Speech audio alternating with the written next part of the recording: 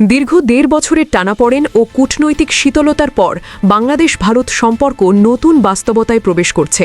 ২৪ আগস্টের গণ অভ্যুত্থান, আওয়ামী লীগ সরকারের ক্ষমতাচ্যুতি এবং ফ্যাসিস্ট হাসিনার ভারতে আশ্রয় গ্রহণের পর দুই দেশের সম্পর্কে এক ধরনের অস্বস্তিকর দূরত্ব তৈরি হয়। অন্তর্বর্তী সময়ে পারস্পরিক আস্থার ঘাটতি, সীমিত যোগাযোগ এবং নীতিগত অবস্থানের ভিন্নতার কারণে সম্পর্ক কার্যত স্থবির হয়ে পড়ে। তবে জাতীয় সংসদ নির্বাচনের মাধ্যমে নতুন সরকার দায়িত্ব নেওয়ার পর পরিস্থিতি ধীরে ধীরে পরিবর্তিত হতে শুরু করেছে এবং কূটনৈতিক অঙ্গনে নৈতিবাচক বার্তা মিলছে। নির্বাচনে বিএনপির বিজয়ের পর ভারতের প্রধানমন্ত্রী নরেন্দ্র মোদী বিএনপি চেয়ারম্যান তারেক রহমানকে পাঠানো শুভেচ্ছা বার্তায় দ্বিপক্ষীয় সম্পর্ক জোরদারের আগ্রহ প্রকাশ করেন। তিনি কানেক্টিভিটি, বাণিজ্য, প্রযুক্তি, শিক্ষা, দক্ষতা উন্নয়ন, জ্বালানি, স্বাস্থ্যসেবা ও সাংস্কৃতিক সহযোগিতার মতো গুরুত্বপূর্ণ খাতে ঘনিষ্ঠভাবে কাজ করার প্রত্যাশা ব্যক্ত করেন।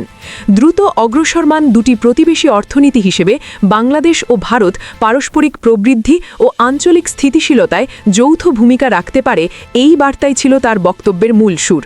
কূটনৈতিক পর্যবেক্ষকদের মতে এই শুভেচ্ছা বার্তা দুই দেশের সম্পর্ক পুনর্গঠনের আনুষ্ঠানিক সূচনা হিসেবে বিবেচিত হতে পারে।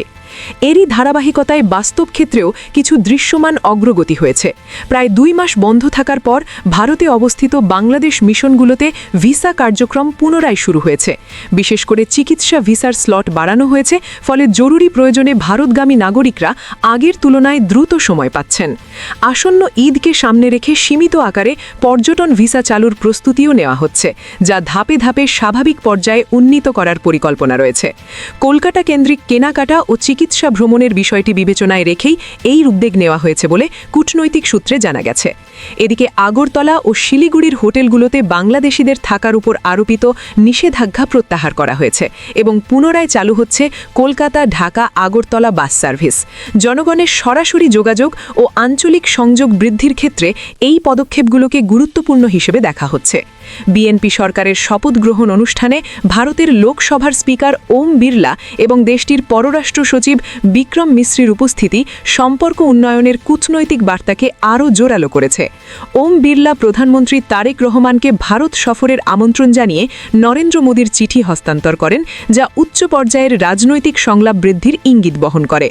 তবে বিশ্লেষকদের মতে সম্পর্ক স্বাভাবিক করার এই প্রাথমিক অগ্রগতি টেকসই করতে হলে সামনে থাকা জটিল ইস্যুগুলো সমাধানে বাস্তব পদক্ষেপ নিতে হবে। গঙ্গা পদ্মা পানি বন্টন চুক্তির নবায়ন, সীমান্তে হত্যাকাণ্ড বন্ধ, পুশ ইন প্রতিরোধ এবং দ্বিপাক্ষিক বাণিজ্যে ভারসাম্য প্রতিষ্ঠা, এসব প্রশ্ন এখন আলোচনার কেন্দ্রে উঠে আসতে পারে। নিরাপত্তা ইস্যুতেও উভয় দেশের নিজস্ব উদ্বেগ রয়েছে। ভারত তার উত্তর পূর্বাঞ্চলের সম্ভাব্য বিচ্ছিন্নতাবাদী তৎপরতা নিয়ে সতর্ক, অন্যদিকে বাংলাদেশ সীমান্তে অস্ত্র ও মাদক চলাকালান এবং চরমপন্থী গোষ্ঠীর চলাচল নিয়ে উদ্বিগ্ন। তাই পারস্পরিক সম্মান, সমতা ও সার্বভৌমত্বের ভিত্তিতে একটি ভারসাম্যপূর্ণ সহযোগিতার কাঠামো গড়ে তোলাই হবে আগামী দিনের সবচেয়ে বড় চ্যালেঞ্জ। সার্বিকভাবে বলা যায়, বিএনপি সরকার ঢাকা দিল্লি সম্পর্ক একটি নতুন অধ্যায়ে প্রবেশ করাচ্ছে। দ্বিপাক্ষিক উষ্ণতা, ভিসা প্রক্রিয়া পুনরারম্ভ এবং যোগাযোগ ব্যবস্থার পুনঃস্থাপন সব মিলিয়ে ইতিবাচক সংকেত মিলছে। এখন নজর থাকবে ঘোষিত সদিচ্ছা কত দ্রুত বাস্তব অগ্রগতিতে রূপ নেয় এবং দুই দেশ কতটা সফলভাবে আস্থার ঘাটতি পুষিয়ে একটি স্থিতিশীল ও পারস্পরিক স্বার্থনির্ভর সম্পর্ক গড়ে তুলতে পারে।